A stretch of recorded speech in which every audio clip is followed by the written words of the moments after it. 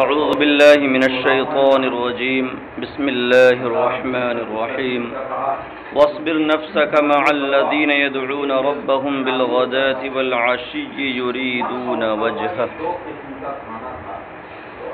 اس آیت کا سبب نزول پہلے بیان کر رہے ہیں۔ کہتے ہیں وَلَمَّا قَالَ قَوْمٍ مِّن رُؤَسَاءِ الْكَفَرَةِ لِرَسُولِ اللَّهِ صلی اللہ علیہ وسلم نحی هؤلاء الموالی حتی نجالسک نازالا۔ لما یہ شرطیہ ہے، قال قوم یہ پورا جملہ شرط ہو گیا، اور نازالا اس کی جزا۔ ہاں، اور جب کافر سرداروں میں سے کچھ لوگوں نے کہا، کفار کے سرداروں میں سے کچھ لوگوں نے اللہ کے رسول صلی اللہ تعالی علیہ وسلم سے کہا اور مطالبہ کیا کیا کہ ان غلاموں کو کنارے کر دیجیے۔ ایسا کہاں ہو سکتا ہے کہ ہم ان کے ساتھ بیٹھیں؟ تو یہاں پر کئی کفار کے سلسلے میں روایت آئی ہے کہ ان لوگوں نے اس طرح کی بات کہی۔ امیہ بن خلف کے سلسلے میں بھی ہے، اقرع بن حابس، عیینہ بن حصن، ان لوگوں نے نبی کریم صلی اللہ تعالی علیہ وسلم سے مطالبہ کیا کہ ان کی تو بدبو سے ہی ہم ان کے ساتھ نہیں بیٹھ سکتے ہیں، اور ہم بڑے لوگ ہیں، رؤسائے قوم ہیں، اور یہ غلام ہم ان کے ساتھ کیسے بیٹھیں گے؟ آپ ان کو اپنی مجلس سے الگ کر دیجیے، کہیں کنارے بٹھائیے، الگ کیجیے، تو ہم آپ کے ساتھ بیٹھیں۔ جب انہوں نے اس طریقے کی متکبرانہ بات کہی تو اللہ تبارک و تعالی نے عاجزانہ روش کو کس قدر محبوب رکھا اور پسند فرمایا، اسے دیکھا۔ اور جب کفار کے کچھ سرداروں نے اللہ کے رسول صلی اللہ تعالی علیہ وسلم سے کہا کہ ان غلاموں کو الگ کر دیجئے، الموالی سے مراد کون ہے؟ کہتے ہیں وہم صہیب وعمار وخباب وسلمان وغیرهم من فقراء المسلمین، اور وہ حضرت صہیب، عمار، خباب، سلمان وغیرہ فقراء مسلمین تھے رضی اللہ تعالی عنہم اجمعین۔ حتی نجالسک، ان کو کیوں الگ کر دیجئے؟ تاکہ ہم آپ کی مجلس میں بیٹھیں، آپ کے پاس بیٹھیں۔ نازالا، تو اس وقت یہ آیت نازل ہوئی وَاصْبِرْ نَفْسَكَ مَعَ الَّذِينَ يَدْعُونَ رَبَّهُمْ بِالْغَدَاةِ وَالْعَشِيِّ يُرِيدُونَ وَجْهَهُ وَلَا تَعْدُ عَيْنَاكَ عَنْهُمْ تُرِيدُ زِينَةَ الْحَيَاةِ الدُّنْيَا وَلَا تُطِعْ مَنْ أَغْفَلْنَا قَلْبَهُ عَنْ ذِكْرِنَا وَاتَّبَعَ هَوَاهُ وَكَانَ أَمْرُهُ فُرُطًا۔ اور اے محبوب، اپنے آپ کو ان لوگوں کے ساتھ جمائے رکھو۔ اصبر کی تفسیر آگے کر رہے ہیں، احبسها معهم وثبتها، ہو گیا حبس يحبس مانے روکنا، صبر کا لغوی معنی ہی ہوتا ہے حبس، حبس النفس على ما تکرہ، نفس جو ناگوار سمجھتا ہو اس کو اسی پر قائم رکھنا، اسی پر روکے رکھنا، یہ صبر کہلاتا ہے۔ تو صبر کا لغوی معنی کیا؟ روکنا۔ واصبر نفسک، اے محبوب اپنے نفس کو ان لوگوں کے ساتھ روکو، جمائے رکھو جو اپنے رب کو صبح و شام پکارتے ہیں۔ واحبسها معهم وثبتها، یہ اصبر کا معنی بیان کیا۔ بالغداۃ والعشی یدعونا سے متعلق ہے، جو اپنے رب کو صبح و شام پکارتے ہیں یا اپنے رب سے صبح و شام دعا کرتے ہیں۔ ہو گیا؟ تو صبح و شام کبھی کبھی بولا جاتا ہے اور اس سے کنایا کیا جاتا ہے کل وقت کا، ہر وقت، صبح و شام ایسا کرو یعنی ہمیشہ ایسا کرو، ہر وقت ایسا کرو۔ اور کبھی کیا ہے صبح و شام بول کر کے خاص صبح اور شام مراد لیا جاتا ہے۔ تو کہہ رہے ہیں دائبین علی الدعاء فی کل وقت، صبح و شام کو کنایا بنا رہے ہیں کل وقت سے، سمجھ رہے ہیں؟ تو اس صورت میں معنی کیا بنے گا؟ دائبین علی الدعاء فی کل وقت، دائبین بمعنی مستمرین، جو ہر وقت دعا پر مستمر رہتے ہیں، یعنی ہر وقت رب کو پکارتے رہتے ہیں۔ او بالغداۃ لطلب التوفیق والتیسیر والعشی لطلب عفو التقصیر، یا خاص صبح اور شام مراد ہے، سمجھ گئے؟ تو صبح کو رب کو پکارتے ہیں کس لیے؟ لطلب التوفیق والتیسیر، توفیق اور آسانی طلب کرنے کے لیے۔ صبح ہوتی ہے تو رب کو پکارتے ہیں اور دعا کرتے ہیں کہ مولا دن بھر ہمیں کار خیر کی توفیق عطا فرما، کار خیر کو ہمارے لیے آسان فرما۔ والعشی، اور شام کو دعا کرتے ہیں، شام کو پکارتے ہیں لطلب عفو التقصیر، تقصیر کی معافی طلب کرنے کے لیے، کہ دن بھر میں ہم سے جو تقصیر اور کوتاہی ہوئی ہو اسے تو معاف فرما دے۔ بات ہو گئی، دو تفسیریں ہوئیں، ایک یہ ہوا کہ بالغداۃ والعشی کنایا ہے کل وقت سے، دوسرا یہ کہ غدات اور عشی سے مراد کیا؟ خاص صبح اور شام کا وقت۔ تو صبح کس لیے اور شام کس لیے؟ تخصیص کیوں کی گئی؟ اس تخصیص کی وجہ بیان ہو گئی۔ او ہما صلاۃ الفجر والعصر، کہتے ہیں یا صبح و شام کا پکارنا یہ کنایا ہے صبح و شام کی نماز پڑھنے سے، دعا بمانا نماز پڑھنا ہو گیا۔ تو صبح کو نماز پڑھتے ہیں یعنی فجر کی، اور شام کو نماز پڑھتے ہیں یعنی عصر کی۔ زوال سے لے کر غروب آفتاب تک کے وقت کو عشی کہتے ہیں، یہ خیال ہے۔ زوال کے بعد سے غروب آفتاب تک کا وقت یہ عشی کہلاتا ہے۔ ہاں، یا بالغداۃ والعشی سے مراد کیا ہے؟ نماز فجر اور نماز عصر۔ غداتن ہی کے معنی میں غدوتن بھی آتا ہے۔ تو یہاں کہہ رہے ہیں کہ شامی قرات میں یعنی ابن عامر شامی نے بالغدوہ پڑھا، بالغدوتی شامی۔ تو عام طور سے قراء کی قرات یہاں کیا ہے؟ بالغداتی والعشی، اور ابن عامر شامی نے بالغدوتی والعشی پڑھا۔ یریدون وجہہ، یہ حال بنے گا یدعونا میں ضمیر فاعل سے، جو اپنے رب کو صبح و شام پکارتے ہیں اس حال میں کہ وہ رب کی رضا چاہتے ہیں۔ یریدون وجہہ، اس کے رخ کا ارادہ کرتے ہیں، مطلب اس کا رخ ادھر ہو جائے۔ تو اللہ تعالیٰ رخ سے تو پاک ہے، مراد کیا ہے؟ جب آدمی خوش ہو جاتا ہے تو اس کی طرف رخ کرتا ہے نا۔ تو یہاں یہ کنایا ہے رضائے الہی سے، یریدون وجہہ رضا اللہ، اللہ کی خوشی چاہتے ہوئے۔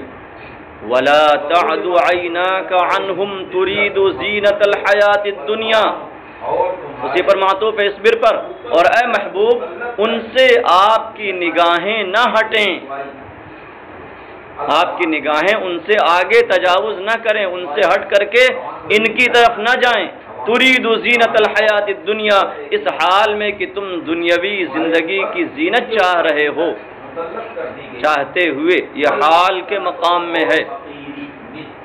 ہو گیا۔ تو لا تعدو، عدا یا عدو سے فعل نہیں ہے، صیغہ واحد مؤنث غائب، فاعل اس کا کیا ہے؟ عینا کا، عین کا تثنیہ عینان، نون اضافت کی وجہ سے گر گیا۔ ہاں، ولا تجاوز، عدا یا عدو کا معنی کیا تھا؟ تجاوز کرنا، تو لا تعدو بمعنی کیا ہو گیا؟ لا تجاوز۔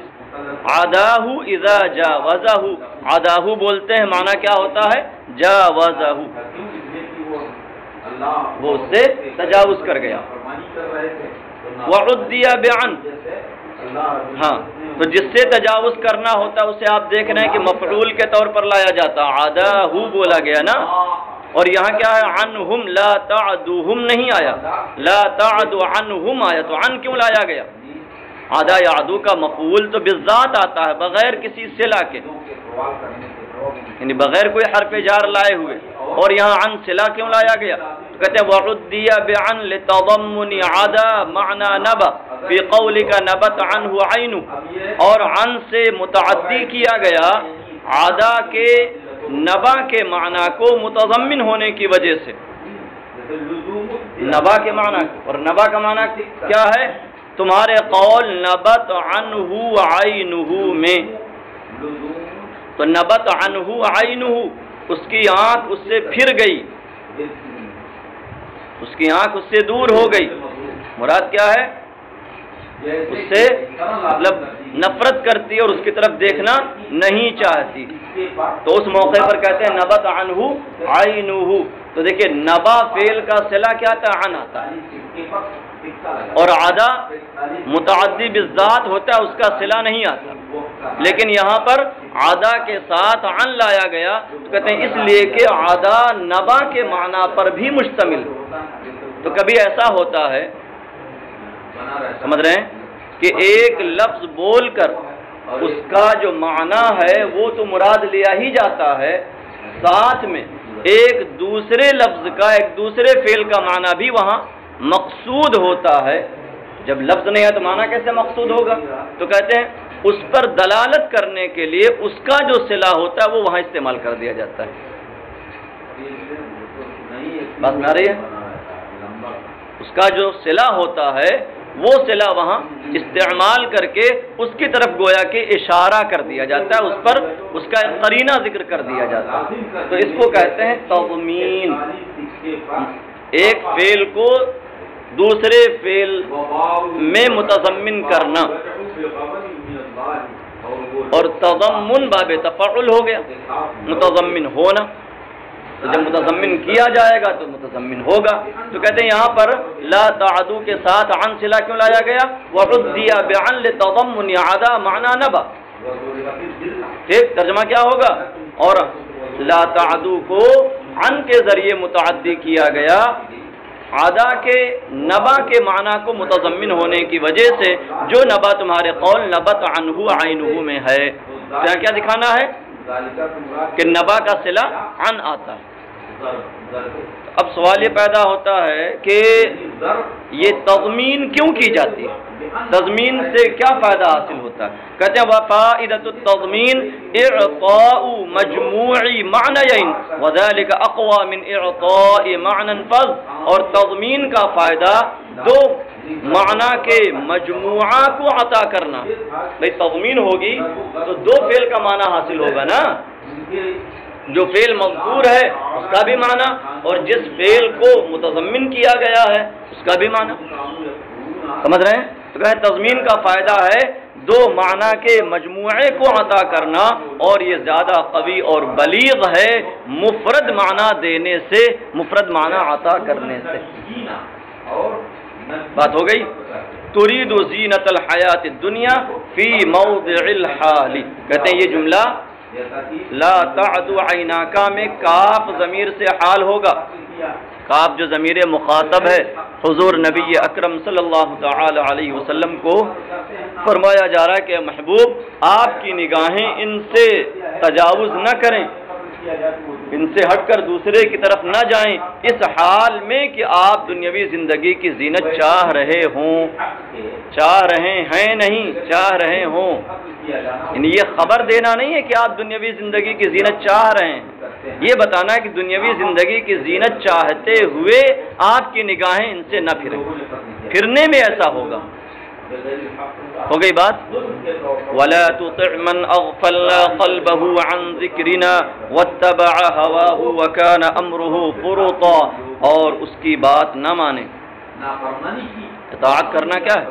بات ماننا نا، اور اس کے اطاعت نہ کریں، اس کی بات نہ مانے، جس کے قلب کو، جس کے دل کو ہم نے اپنی یاد سے غافل کر دیا۔ من اغفلنا قلبہ من جعلنا قلبہ غافلا عن الذکر، معنی کیا ہے کہ جس کے قلب کو ہم نے اپنے ذکر سے غافل بنا دیا، غافل کر دیا۔ کہا گیا کہ یہ آیت امیہ بن خلف کے سلسلے میں نازل کہ نبی کریم صلی اللہ تعالی علیہ وسلم اس کو پند و موعظت فرما رہے تھے اور وہ غفلت میں پڑا ہوا تھا۔ بہرحال اعتبار کس کا ہوتا ہے؟ عموم لفظ کا، نہ کہ خصوص مورد کا، یہ یاد رہے ہمیشہ۔ جس موقع کے لیے آیت نازل ہوئی حکم صرف وہیں کے لیے رہے گا، بقیہ میں نہیں۔ تب تو پھر پورا قرآن جو ہے خاص اسی زمانے کے لیے ہو جائے گا، جس موقع محل میں اس کا نزول ہوا وہ اپنی جگہ، اور اس کا حکم جو رہے گا وہ ہمیشہ کے لیے رہے گا، اعتبار عموم لفظ کا ہوتا ہے۔ ہاں، تو جو بھی کفار یہ مطالبہ کر رہے تھے، سمجھ رہے ہیں، وہ ذکر سے غافل ہی تھے، سب اس میں شامل ہیں۔ وَلَا تُطِعْ مَنْ أَغْفَلْنَا قَلْبَهُ عَنْ ذِكْرِنَا، اور اس کی بات نہ مانے جس کے قلب کو ہم نے اپنے ذکر سے غافل کر دیا۔ وَهُوَ دَلِيلٌ لَنَا عَلَىٰ أَنَّهُ تَعَالَىٰ خَالِقُ أَفْعَالِ الْعِبَادِ۔ اگرچہ یہ کتاب علامہ زمخشری معتزلی کی کتاب سے ماخوذ ہے، شروع میں ہم نے بتایا تھا، اور وہ معتزلی تھے، اور معتزلہ کا ایک عقیدہ یہ ہے کہ بندے اپنے افعال کے خالق خود ہیں، سمجھ رہے ہیں؟ ہاں، لیکن یہ یہاں پر ان کا رد کر رہے ہیں اور اپنی دلیل ذکر کر رہے ہیں کہ من اغفلنا قلبہ فرمانے میں ہمارے لیے دلیل ہے اس بات پر کہ اللہ تعالی خالق افعال عباد ہے، بندوں کے افعال کا خالق۔ کیسے دلیل ملی؟ کیونکہ اغفلنا، غفلت بندے کا کام، اور رب نے اس کی نسبت اپنی طرف فرمائی کہ غفلت ہم نے پیدا کی، اغفلنا قلبہ، جعلنا قلبہ غافلا، جس کے قلب کو ہم نے غافل بنا دیا، غافل کر دیا۔ تو غفلت پیدا کرنے کی اسناد اللہ تعالی نے اپنی طرف فرما کر یہ دلیل ہمیں عطا فرما دی کہ بندوں کے افعال کا پیدا کرنے والا وہی ہے۔ واللہ خلقکم وما تعملون، اللہ نے تمہیں پیدا کیا اور جو کچھ تم کرتے ہو اسے بھی پیدا کیا۔ واتبع هواه وكان امره فرطا، یہ اغفلنا پر معطوف ہے، من اغفلنا میں اغفلنا پر، جس کے دل کو ہم نے اپنے ذکر سے غافل کر دیا اور جو اپنی خواہش کے پیچھے چلا اور جس کا معاملہ حد سے بڑھا ہوا ہے۔ وكان امره فرطا، فرط بضمتين ہو گیا، مجاوزا عن الحق کے معنی میں، حد سے بڑھنے والا، اور فرط ہو معنی سبقت کرنے والا، آگے بڑھنے والا۔ وَجَعَلْهُ لَنَا فَرَطًا وَجَعَلْهُ لَنَا أَجْرًا وَذُخْرًا، پڑھا ہے نا۔ وَقُلِ الْحَقُّ مِنْ رَبِّكُمْ، اور اے محبوب فرما دیجئے کہ وہ حق ہے تمہارے رب کی جانب سے، وہ حق ہے تمہارے رب کی جانب سے۔ وہ سے کیا مراد ہے؟ کس کے بارے میں خبر دی جا رہی کہ وہ حق اور ثابت ہے تمہارے رب کی جانب سے؟ اَيِ الْإِسْلَامُ أَوِ الْقُرْآنُ،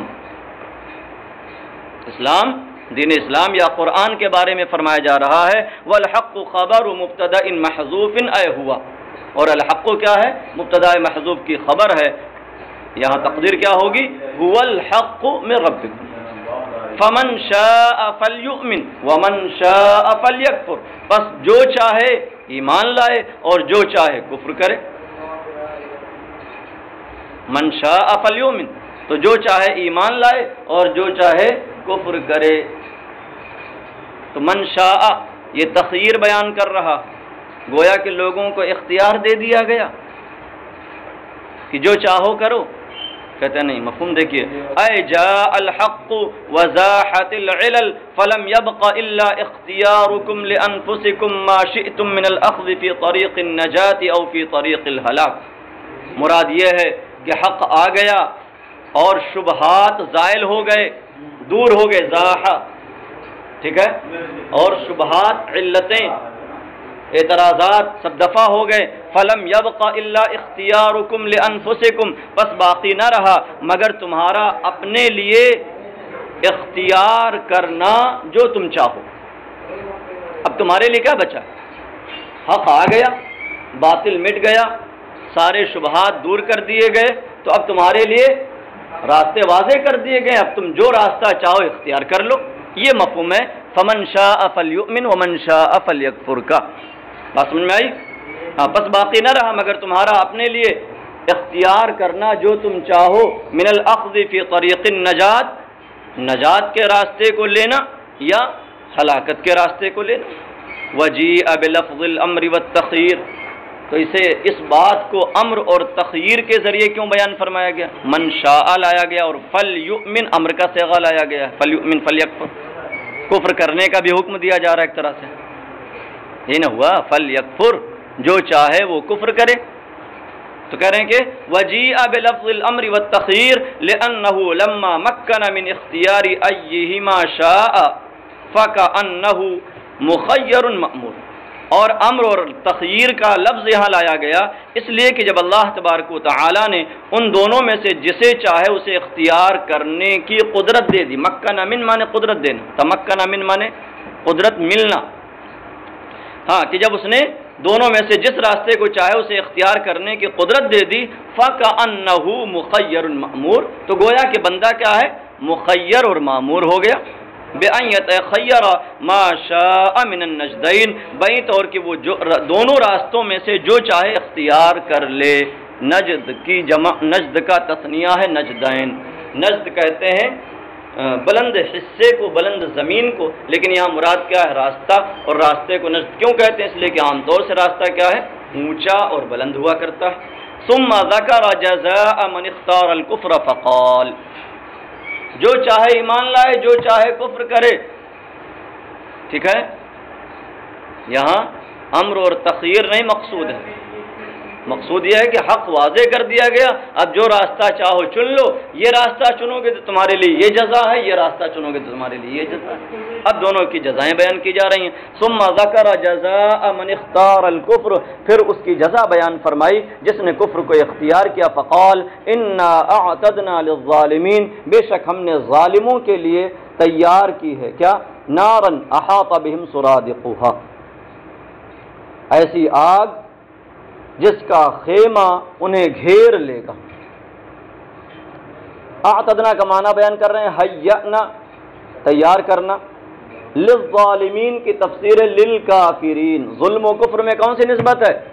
ظلم و کفر میں عموم خصوص مطلق کی نسبت ہے، کفر اخص اور ظلم اعم. تو ظالمین کی تفسیر کافرین سے کر رہے ہیں، گویا کہ انہوں نے اس کو مقید کر دیا، خاص کر دیا. تو یہ تقیید کیوں؟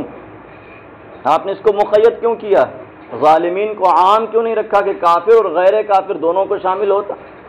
تو کہتے ہیں للکافرین فقید بالسباق کما ترکت حقیقت الامر والتخیر بالسیاق. اسے مقید کیا گیا سباق کی وجہ سے، یعنی جو پیچھے گزر چکا. پیچھے کیا گزرا؟ فمن شاء فلیؤمن ومن شاء فلیکفر. دو باتیں آئی ہیں نا، ایمان اختیار کرو، کفر اختیار کرو. تو جو کفر اختیار کرے گا اس کی جزا بیان کی جا رہی ہے. تو سباق یعنی پچھلی بات اس بات کا قرینہ ہے کہ یہاں ظلم سے اس کا خاص فرد کفر مراد ہے. ان الشرک لظلم عظیم. ہاں کافروں کے لیے تو اسے مقید کیا گیا سباق، یہ پہلا والا بالسباق ہے، سابق کی وجہ سے، جو گزر چکا اس کی وجہ سے. کما ترکت حقیقت الامر والتخیر بالسیاق، جیسا کہ امر اور تخیر کی حقیقت متروک ہے سیاق کی وجہ سے، آنے والی بات کی وجہ سے، جسے لایا جا رہا ہے. ساق یسوق و سیاقا مانے لانا. مطلب کیا ہوا کہ اوپر جو فمن شاء فلیؤمن ومن شاء فلیکفر ہے، اس سے امر اور تخیر کا حقیقی معنی نہیں مراد ہے. یہ تو آپ پڑھ چکے نا. تو امر اور تخیر کی حقیقت متروک ہوئی، اس کا قرینہ کیا ہے؟ اس کی دلیل کہتے ہیں سیاق، کیونکہ آگے انا اعتدنا للظالمین نارا فرمایا جا رہا ہے. تو اس کا مطلب یہ ہوا کہ اختیار نہیں دیا جا رہا ہے کہ جو چاہو کرو، یہ تحدید کے طور پر، توبیخ کے طور پر. ہاں تو کہتے ہیں جیسے کہ امر اور تخیر کی حقیقت متروک ہو گئی سیاق آنے والے کلام کی وجہ سے. اور وہ کیا ہے؟ وَهُوَ قَوْلُهُ إِنَّا أَعْتَدْنَا لِلظَّالِمِينَ، اور وہ اللہ تعالیٰ کا فرمان اِنَّا أَعْتَدْنَا لِلظَّالِمِينَ ہے. یہاں تک صدق اللہ.